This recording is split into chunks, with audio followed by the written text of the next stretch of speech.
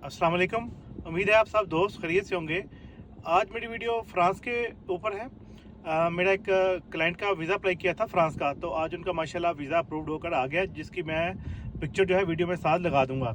तो फ्रांस की visa ratio यानी कि बहुत अच्छी रहती है।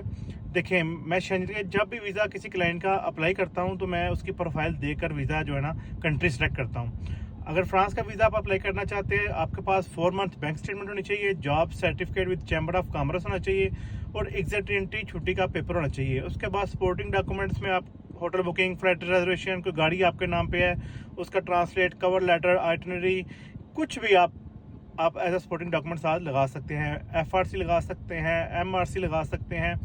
और अपॉइंटमेंट्स जो हैं फ्रांस की कभी ओपन होती हैं कभी बंद होती हैं, इसके लिए थोड़ा सा आपको मेहनत करनी पड़ेगी। बाकी वीज़ा देने वाली ज़्यादा अल्लाह ताला की है। आप खुद से वीज़ा अप्लाई कर रहे हैं, इतना कोई मुश्किल नहीं है। अगर आप मेरे थ्रू वीज़ा अप्लाई करना चाहते हैं फ्रांस का, तो डॉक्यूमेंट मैंने आपको बता दिए हैं और आप मुझसे व्हाट्सएप के थ्रू रब्ता कर लीजिएगा। मैं वीडियो में नंबर मेंशन कर दूंगा। अपना ख्याल रखिएगा। मिलते हैं एक नई वीडियो में, तब तक के लिए अल्लाह हाफिज़।